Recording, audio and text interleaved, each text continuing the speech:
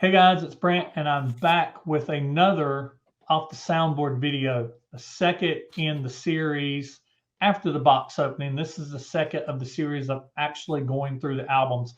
And today we have the Virginia Beach release. So Virginia.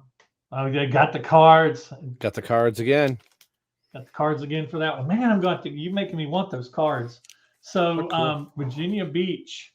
The colored vinyl for this one is green. And Green. it's not the type quite color of green that I was expecting it to be. It's almost like a sherbet Yeah, green. nor is it the color of green that they advertised. It is not. It is No. not because the color of the green they advertised almost looked like an emerald Yeah, green. very much look And like the cat eyes for Eric and Peter, or Peter and Eric. Get them yeah, in order, Rob. it it sure did. It sure did. But this is another one where it's just your standard. And one thing I did like about it is that they're at least moving the staple on around, where they're moving the stamp around Yeah. on the cover, so you can at least tell them apart. While you show your cards off there, I'm going to read a little bit about this, and you can show your cards off All right. and your CDs. And do you have the Japanese on this one as well? No, I didn't. There was nothing special about this release. It's just the Okay. standard. So I didn't do the Japanese. It's just typical. Okay. We can show you cards while I read a little bit. All Virginia right. Beach. This one is with Tommy and Eric. Recorded at Virginia Beach Amphitheater in Virginia Beach on July 25th, 2004, during the Rock the Nation tour. This was the first full U.S. tour with this lineup, released on March 11th, 2022, as the second album in the Off the Soundboard series. 3 LP opaque green vinyl, 20 songs in length spanning 12 albums. The mix is very questionable and muddy, even for the time. Tokyo recorded 3 years prior had a better mix and better overall sound quality. Some songs drag, like "Making Love," for example, and Paul's ad libs during and in between the songs are just too over the top, even more so than Tokyo. I can see why and how he's blown his voice out over the years. It's cool seeing some songs that we don't normally get to hear live. So they did 20 songs in length spanning 12 albums. So the 12 albums, they did 3 off the debut, 1 off of Higher Than Hell, 1 off of Dress to Kill, 3 off of Destroyer, 2 off of Rock and Roll Over, 2 off of Love Gun, 1 off of Dynasty, 2 off of Creatures, 1 off of Lick It Up, 1 off of Asylum, 1 off of Psycho Circus, and 2 off of Revenge. Yes. Which I'm About happy about that. time. All right. So I think we're just going to talk about how we feel about Virginia Beach as we go, because the songs will reveal our true feelings. Track 1, Love Gun. Weird to hear it open the show. Paul, to me, sounds bad right out of the gate. I noticed right off the sound seems muffled and the mix is not really good, especially the background vocals. Yeah, and Love Gun, man, like I said, you went to shows during this time. Yes, I did. It sounds really weird for Love Gun to be what hits right out of the gate. That is really strange. But man, this mix sounds bad. Now, if you've heard our show, go check it out, Right Between the Ice podcast. I broke this thing down 12 ways to Sunday. Yes, you did. I have a Rock the Nation instant live CD. It sounds a million times better. Yes, it does. Than this cardboard coaster.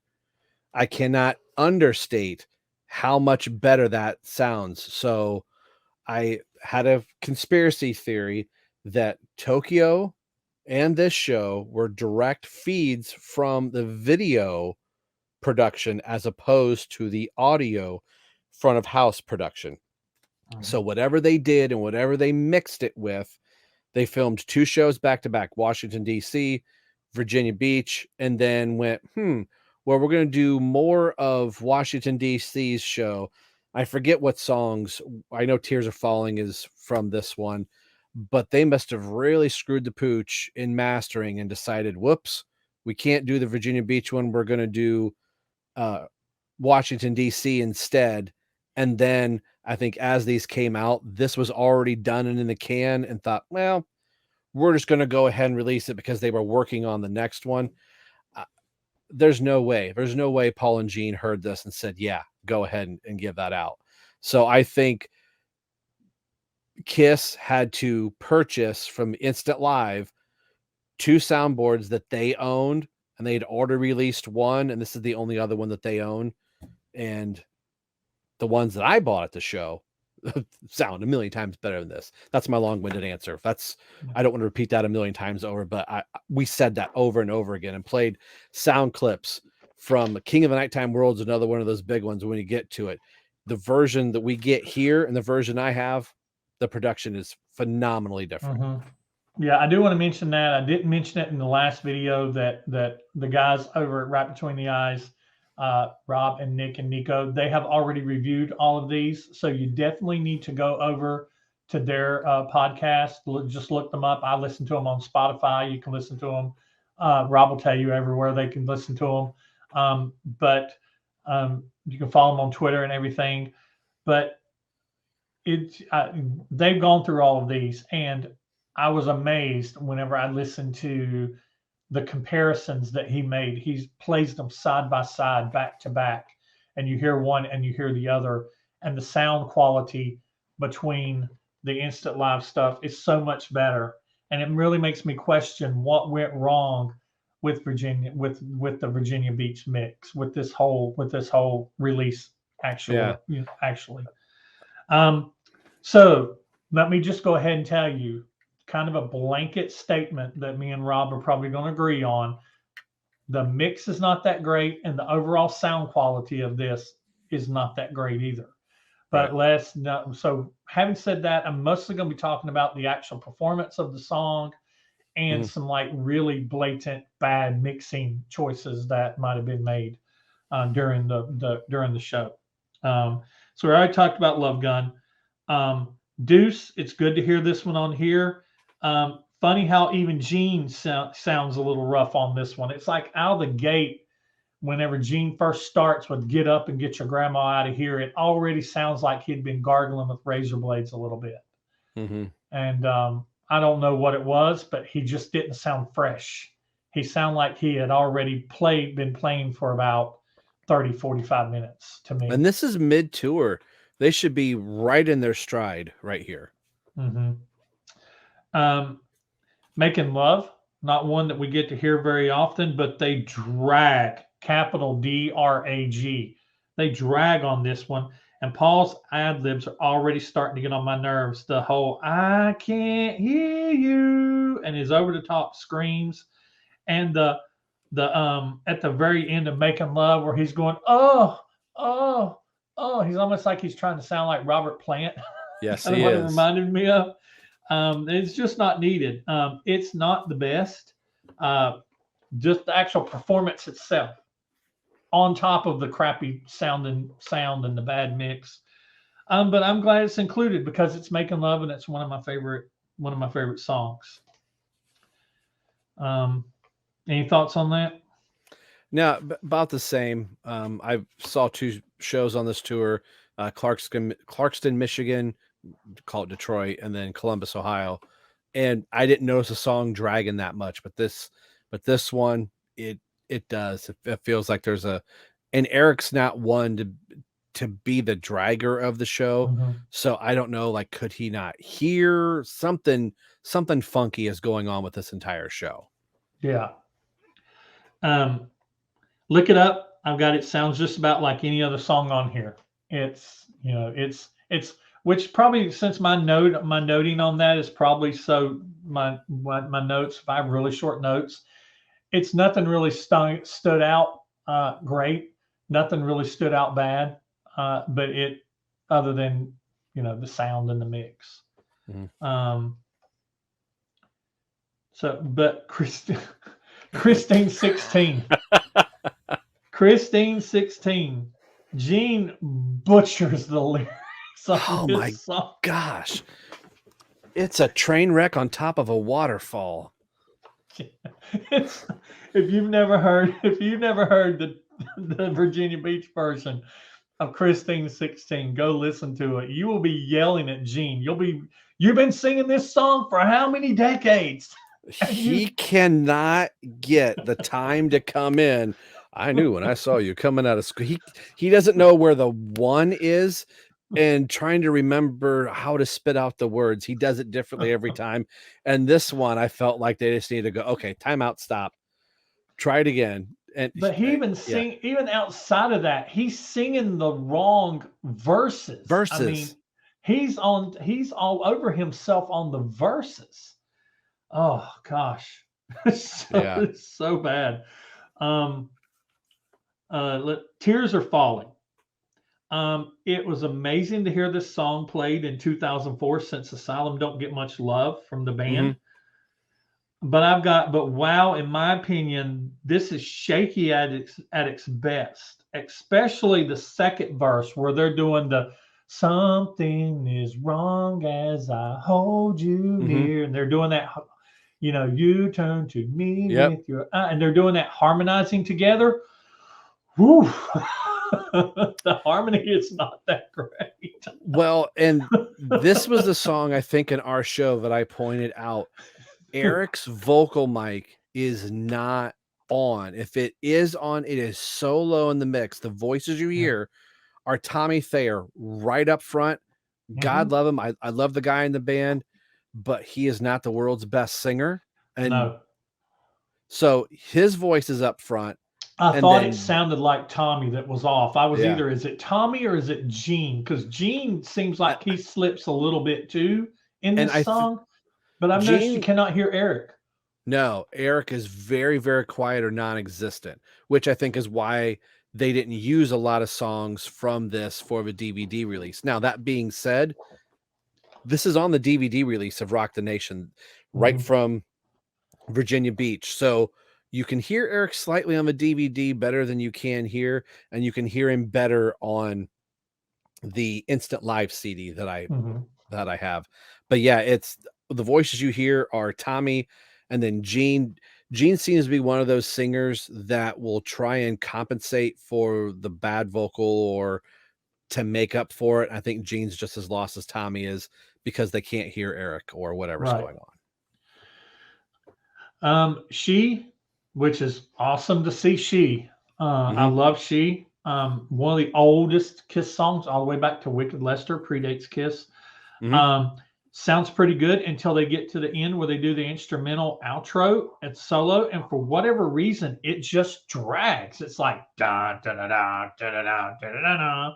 I mean, I'm exaggerating a little bit, but it is really slow, and it's like I don't understand. It's like they can't get it up to the speed that it should be up to, and that's one of my favorite parts of the song. So it kind of takes a little bit of hit on likability points for me. But I love that she's on here. I think that's a great choice to pull something that old back into the show. Got to Choose, another one that is really great, pulled off of Hotter Than Hell. Another one that's really great that you don't get to hear very often.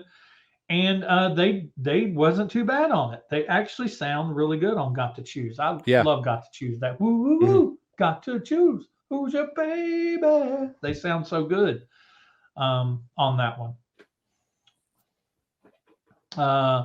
Then I Love It Loud, and then Gene starts singing right off without the usual drum intro. Then he blows the lyrics as always. He blows the lyrics on this one too.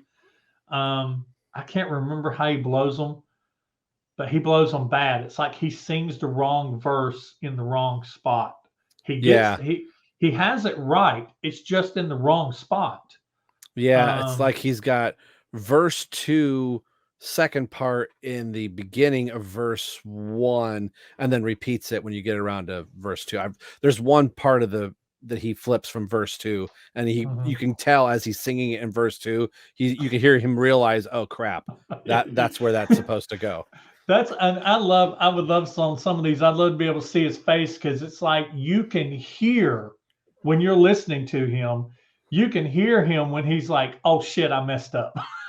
You can Yeah. hear it because he get a little bit of a hesitation, and he's like, "Screw it, we're here. We are. I'm not going to Yeah. not sing, so I'm just going to say. I'm just going to say whatever. I'm just going to throw out It's whatever words." it's almost in that split second he's trying to remember, okay, what was the verse that I screwed up? Can I sing that here? Nope. I'm Nope, going right into it. nope. Can't sing it here. Um, he. I don't know if it's. Is it on here? We'll have to see if we get to it. But yeah, um, I'm not a big fan of this song live, as I said, and I don't think this is a great version either. Um, I This want song you. always works well live for me, but again, that sound like a broken record. This isn't a Mhm, great version here, but mhm. I want you. It's good till the end. I skip this crap. My God, just shoot my ears off. My notes because it's that whole thing where he gets to at the end where he's like, oh, oh, oh, oh, oh, oh, oh. I want he ruins I want you for me, and I usually once it gets to the da da da da da da, I want click. yeah. Uh, Psycho Circus follows up I want you, and I thought I've got Psycho Circus sounds great. I think Yeah. they do a good job of Psycho Circus. And then King of the Nighttime World, weird spot for it, but I've got it sounds good. Yeah. Um, War Machine, really cool to hear this one. Gene sounds good. Don't butcher the lyrics too bad. He breathes fire at the end, thus the siren at the end, and the siren on the it's a little annoying, but it's weird to hear a siren at the end of War Machine. You know, Yeah. Yeah. because it's like okay, I'm going to breathe fire, so we got to turn the siren on, but it's like, well, this is not Firehouse where you actually have a siren. Do you have a siren on your tank? I mean, if you had a siren that you would have for like a bomb coming, like one of those like air raid An air sirens, raid horn. Yeah. that would be good during War Machine. But the firehouse is just down the road for War Machine with the tank now. Mm-hmm. 100,000 years. I skipped most of this one due to Paul interacting with the crowd at the end. Then once again, there's a certain place in 100,000 years I get to and I skip. Yep, ditto. Let's see. This is the one. Unholy. So let me preface this by saying, before the dawn of the internet, really, I went to this show in Detroit. Blew my mind that I was hearing Unholy. I didn't know any set lists beforehand. So I was completely excited knowing in a couple weeks I was going to the Columbus show and getting to hear Unholy again. Since 1992, I've been dying to hear the song. So when this came out on this release, I'm like, oh yeah, here we come. What the hell? My notes. It's almost like just like yours, dude. I was super excited to hear this one. I smiled really big when I saw it included on the album sleeve. But then Gene, let's just say after this song, he could be a career he could have a career after Kiss being a butcher, cutting meat. Because Mm. he butchers this song. It kills me to say that, and I go, why isn't there any songs from Revenge on the end of the road, especially Unholy? Is this the reason? Did Paul go, Gene, you tore this song up in 2004? I've got some good versions from Rock the Nation that do not sound that bad. I'm not saying Gene sounds great, but this is a horrible version. Yeah. One of my favorite parts of this song, whenever it was coming, and I saw he was butchering words, he started butchering words early in the song. And one of my favorite I love Unholy off the Revenge album. I love the whole Revenge album. And one of my favorite parts of this song is where he does coming out of solo, and I lay you down to sleep, your soul to keep, and then he follows the lick. Better cross your heart before you Yeah. die. And you have to sing that with that thing. And he is singing, he's gone back to the second verse. I mean, it's like, These and two he are not. tries to do it. You have to give him credit. He tries Yeah, to do it, but he falls flat on his face. He does not sing, but oh my God. I'm like, these are the same show essentially. 4 songs from this appear on here. The version of Unholy that's on this sounds really pretty good.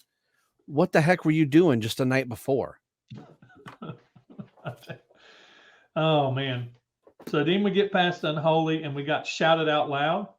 Pretty good, except for the background vocals.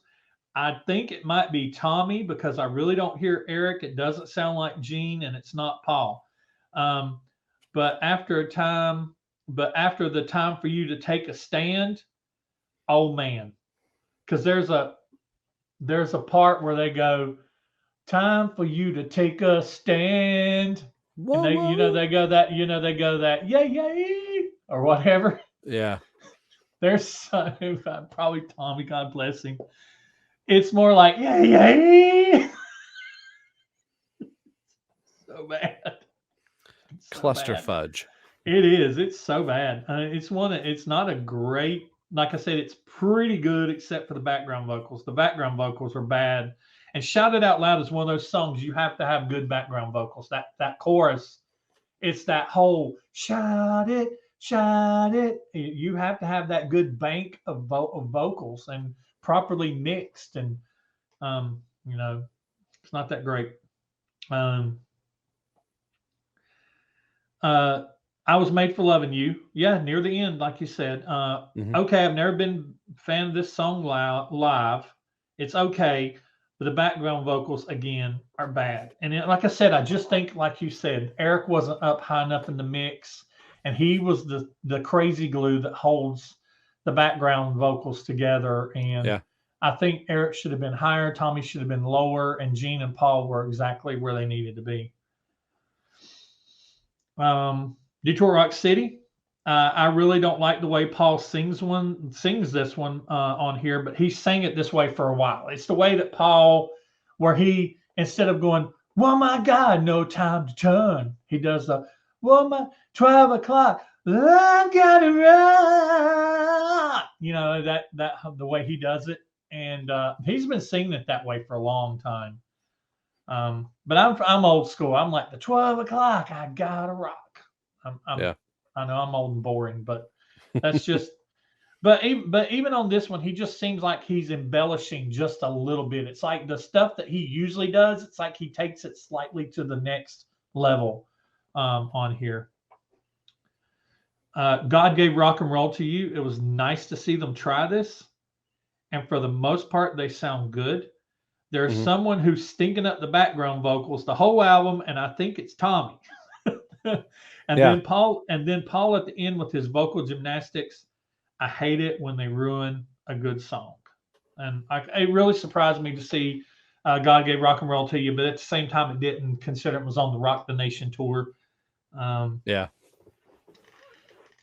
And then, your thoughts on that one, on God Gave Rock and Roll to You, since it's not one you hear, at least you didn't hear very often at the time.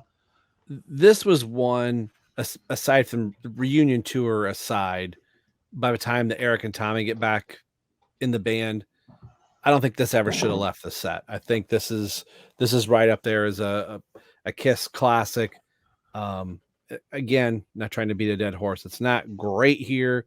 Again, I've said it multiple times. I have better versions from Rock the Nation, the multiple shows that I have on bootleg that sound better. I think it's missing, especially from the end of the road right now. But I like the try here. I don't think this is a good representation of the current band doing the song the way that I've heard them do it live. But this is just, again, horrible mixing. Like an off night really makes the warts stick out in this. And then the engineer, whatever, that misses the Eric's mic isn't on or the fader isn't up on it, really makes, like you said, Eric's the crazy glue that's holding the backing vocals together on this. Yeah. And then Rock and Roll All Night. I mean, it's Rock and Roll All Night. And, it has to be on here. It sounds, okay. that's it for this one. Stacking them up, where would I rate this album? What would I rate this album on a scale of 1 to 10, with 1 being the worst and 10 being the best? I don't want to go too low with this one, but it's really bad. I would probably give this one maybe a 3. I'd give it a 3 based on not only does it not sound good, but the color of the vinyl is not what was advertised and not what was promised. And I do take that into consideration. I mean, that's part of, it's part of, I think there should be some type of faithfulness in advertising. And, a lot of times with Kiss albums, whenever they do a color vinyl or splatter or whatever, you are just kind of ordering and basically hoping that it comes looking remotely the way that they are advertising that it's going to look. This was, like you said earlier, it looked more like an emerald green, and it looks more like an opaque lime, like a lime color that's been sitting out in the sun too long and bleached out. So I would give this one a 3. This doesn't touch Tokyo. No. So right now, this is my least favorite of the 2 I've listened to so far. Tokyo got us really excited about this series, and this one almost killed the series for a lot of people. Man. I mean, there were a lot of us podcasters that we were trying so hard to not rip it. I don't want to give it a 3. Nostalgia is telling me that I loved this tour. I bought a lot of merch at both shows that I saw. I listened to my Instant Live CDs a lot still to this day, but just judging it on this, I want to be kind and give it a 5. But if I'm being honest, it's probably down towards the 3 or the 4. But yeah, it's definitely the weakest in the series so far. So this had everybody going, "Oh my God, what's next?" It can't get any worse than this, can it? Could it be better? Well, I think the reason, honestly, I don't now, we weren't in the boardroom when these decisions was made. So it kind of makes me wonder, based on the fact that the next release is Donington, do you think, and that's going to be the next video, do you think that it was already planned out and they already knew what the first, second, third, fourth, fifth, sixth, however many releases we get? Or do you think that after this one they went, oh crap, we got to give them something good that they're going to want to buy, with some names they're going to want to buy. We're going to have to give them a good show, a memorable show, and we're going to have to give them a soundboard of it that sounds good. Or do you think that possibly it was going to be Donington after this one, rather than if this was well received or not? I think they probably had the batch of them. We knew we're going to do this, like these 4, whatever we have, and then the wheels came off the cart. And I'm trying to be a magician here and guess. I don't want to say Des Moines might have been next, but yeah, it's hard to tell. I think just by the way Tom Germain has been designing these, I think he designed them in the order that they were coming to him. That's all he said. So I want to say it was planned, but I think there was a big hiccup for this next one, because I felt like we reviewed this thing, released the episode on a Thursday, and that following Friday they announced Donington, because I think the resounding like, oh my God, what happened to this thing? And bam, we realized we get a reunion show. And I think that made a lot of people go, oh, okay. And then even though Donington did great, they're like, okay, you like Donington, we're going to give you Des Moines. It's like, yeah, we're gonna go back to 77. So so that's all for this one. Rob, give out your social media there. You can follow us on Twitter at RBTE Podcast, and we're on Facebook at facebook.com/Right Between the Eyes podcast. And you can find us on all your podcast platforms, iTunes, Apple Podcasts, Google Play, Stitcher, all of those, Spotify, and we got some stuff on YouTube as well. So go check us out. Yeah, definitely go check them out. They've already reviewed all these, and this is kind of like my little companion to their reviews. I'm playing catch up. Definitely playing catch up. But this is a series initially that I wasn't really all that interested in. The first couple releases, I was like, eh. But then the second two releases, the ones we're getting ready to get into in episode 3 and 4, are ones that made me kind of perk up a little bit. And then they were within 3 months of each other. And so I was like, well, whenever I bought one, I went ahead and bought all 4. And I just now got the 4th one. I got them all together because I had them shipped all together. Nice. So I got them all at once. So anyway, be on the lookout. Part of series off the Soundboard series week. Be on the lookout for Donington next video. And we'll see you in that next video coming up real soon. Peace.